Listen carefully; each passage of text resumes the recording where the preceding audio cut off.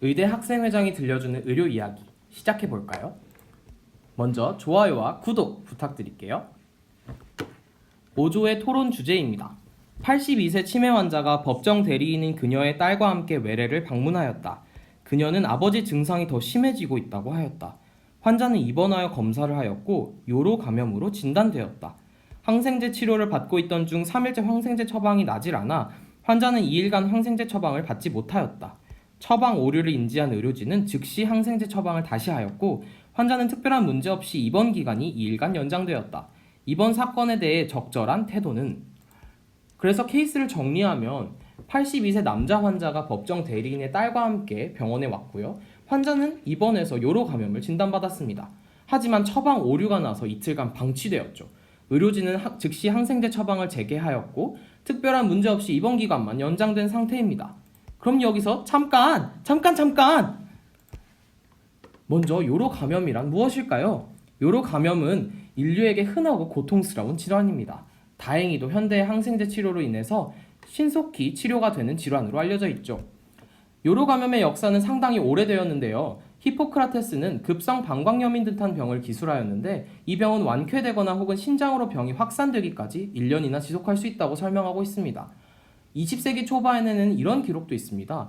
요로 감염을 치료하기 위하여 화학요법이 소개되었을 때 이들의 효과는 상대적으로 작아서 3주간 치료에도 불구하고 감염이 지속되었다는 것이죠. 1950년대에는 나이트로프란토인이라는 요로 감염 치료제가 발견이 돼서 아주 효과적인 약물로 알려져 있죠. 그럼 요로 감염의 정의에 대해서 알아볼까요?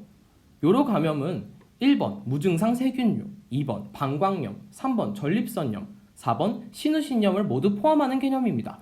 간혹 요로 감염이라는 용어는 무증상 세균류를 제외하고 증상이 발현된 질병만을 지칭하는 경우도 있습니다.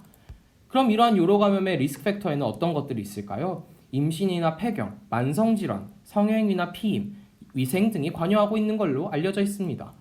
결국 요로 감염은 균에 의한 질병인데요. 가장 흔한 균은 바로 이콜라이, 대장균입니다.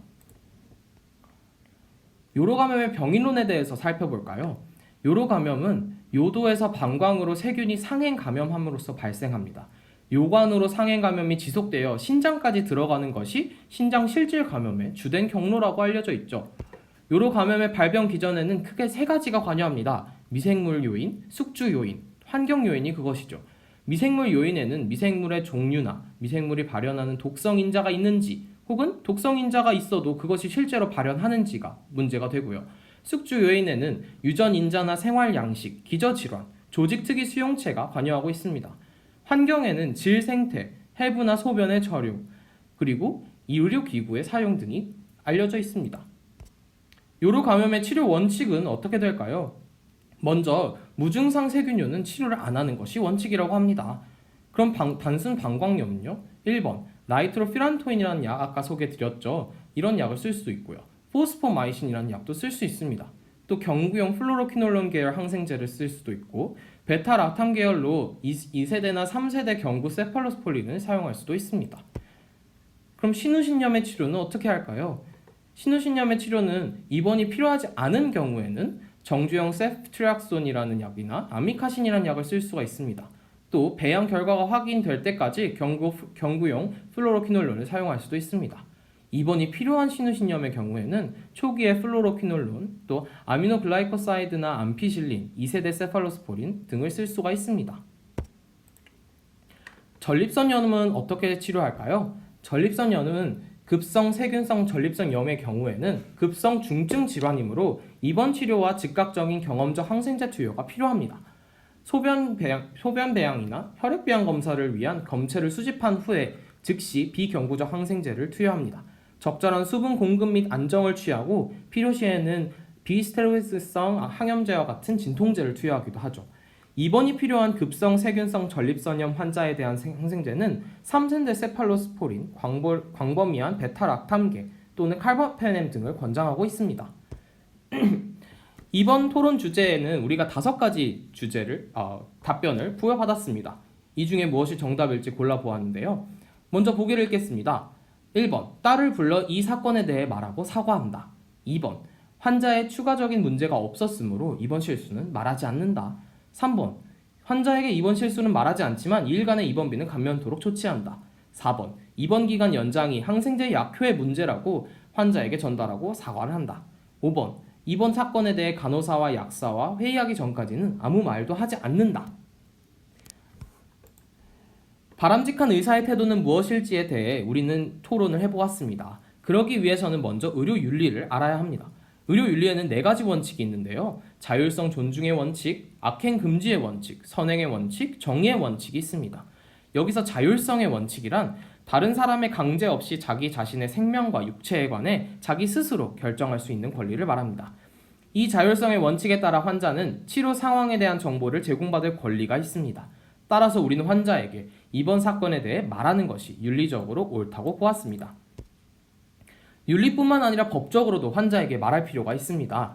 보건의료기본법 제12조 보건의료 서비스에 관한 자기결정권에 대한 법률은 모든 국민은 보건의료인으로부터 자기의 질병에 대한 치료 방법, 의학적 연구 대상 여부, 장기 이식 여부 등에 관하여 충분한 설명을 들은 후 이에 대한 동의 여부를 결정할 권리를 가진다고 명시되어 있습니다.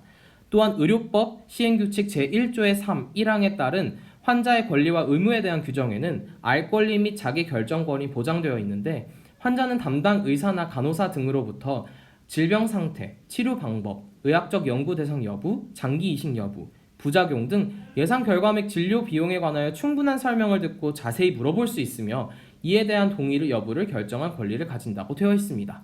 따라서 이런 환자의 알 권리에 의해 우리는 환자에게 항생제 처방을 주지 못했다는 정보를 주어야만 합니다. 또한 제네바 선언이라는 것이 있는데요. 제네바 선언은 의사의 선언으로 유명한 히포크라테스 선언이 현대화된 것입니다. 이 내용 중 나는 나의 의술을 수행함에 있어 양심과 위엄을 가지고 행하겠노라 라는 내용이 있는데요. 이처럼 의사는 인간으로서 양심에 따라 직무를 수행해야 한다는 점을 알 수 있습니다. 저희 조가 추가적으로 토론을 해보았을 때 딸을 불러 이번 사건에 대해 말하고 사과하는 것과 함께 2일간의 입원비는 감면토록 하는 것이 좋을 것 같다는 의견이 나왔습니다. 잘 들으셨나요? 그렇다면 좋아요와 구독 한 번 더 부탁드릴게요.